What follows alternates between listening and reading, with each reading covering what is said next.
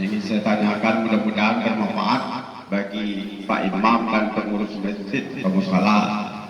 Yaitu yang ingin saya tanyakan biar kita seragamkan pada saat habis sholat kalau kita sering mengadakan zikir kan, apakah waktu zikir itu memang harus kita tetap memakai suara luar atau bagaimana sebaiknya? Nanti jangan-jangan malah tahu di MDN ini ada jadi Menteri Agama pula menyampaikan keputusan edaran kan. Jadi lebih bagusnya bagaimana petunjuknya sebenarnya dan sebaik-baiknya. Karena kan zikir itu hampir setengah jam lah. Tentu kalau kita mikir orang lain tentu mengganggu kan. Jadi bagaimana yang sebaiknya. Kemudian Pak juga berkaitan dengan masjid dan mushola. Misalnya di lingkungan kita itu ada yang meninggal dunia kan. Sering sebagai masjid itu memutar pengajian. Tetapi setengah hari kan menyiarkan pengajian di masjid tersebut. Di lingkungan misalnya ada yang meninggal. Apakah itu sesuai dengan ketentuan atau karena kebiasaan atau bagaimana? Mohon maaf. Wassalamualaikum warahmatullahi wabarakatuh. Itu Ustaz tanya-tanya ada dua. Satu lagi.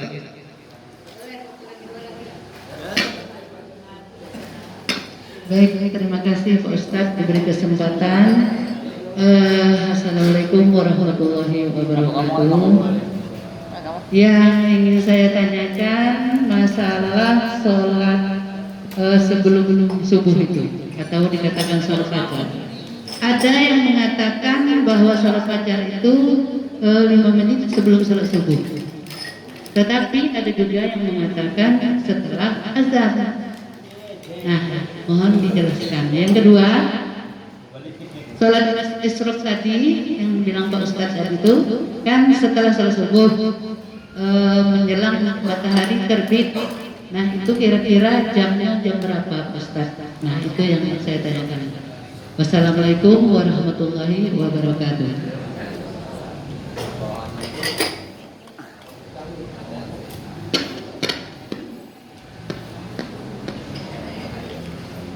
Langsung dijawab Ustaz. Ada dua pertanyaan.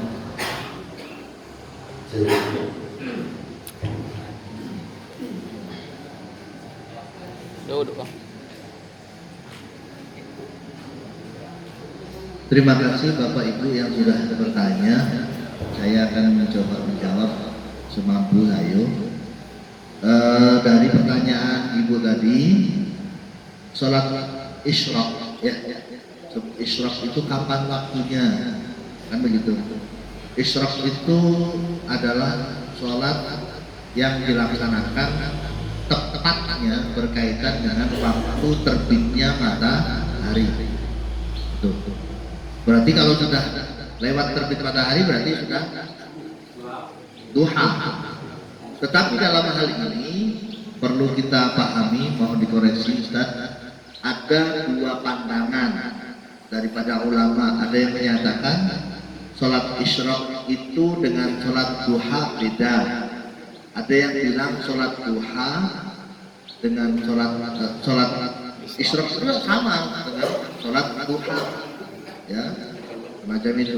Ada yang bilang beda, ada yang bilang sama.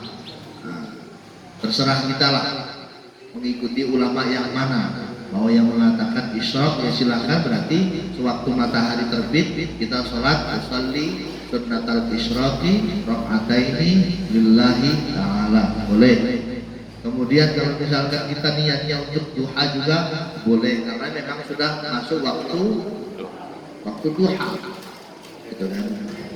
Kemudian yang tadi sholat 2 rakaat fajar itu nama lainnya adalah sholat qobliyah subuh.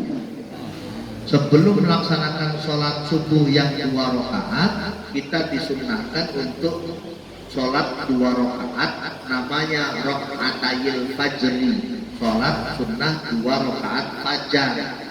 Perlu diketahui bahwa di Arab itu nggak ada sholat subuh itu.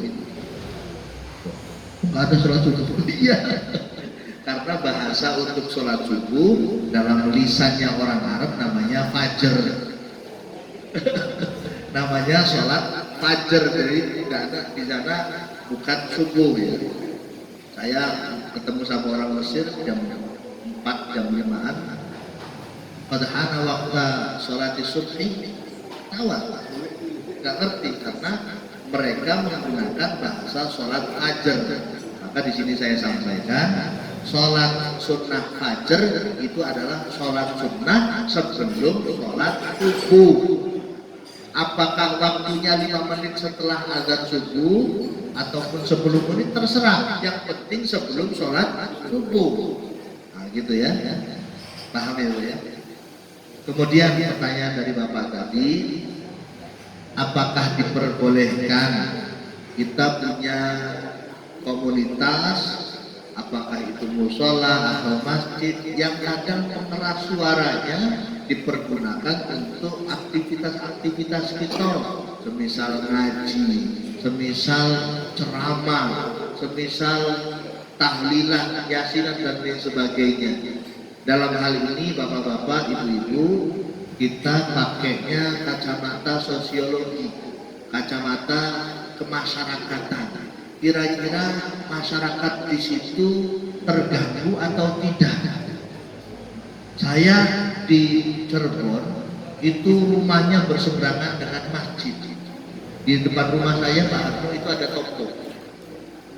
Kemudian kalau menjelang maghrib biasanya di setel ngaji. Sebelum subuh di setel ngaji. Nah, menjelang maghrib ini kan kadang-kadang toko masih buka. Nah, itu jadi kita melayani konsumen, dengar juga ngajinya. Belakangan baru 1 tahun ini dibikin menara yang tingginya 36 meter, menghabiskan 1 M lebih. Nah, hasilnya apa? Hasilnya begitu sudah dimanage dengan baik, toa itu taruh di atas, suaranya ketika radius yang dekat dengan masjid tidak begitu kencang. Kedengaran, tapi tidak begitu kencang, malah justru radiusnya lebih banyak lagi. Kenapa demikian? Karena dekat rumah saya itu ada juga rumah sakit, yang mana di situ orang yang pasien-pasien ini mungkin perlu istirahat. Artinya di sini kita tidak bisa menghukumi boleh tidak boleh, haram atau tidak haram. Ini perlu kita musyawarahkan. Nah, kira-kira ini menurut tetangga yang di situ nyaman atau tidak, itu aja.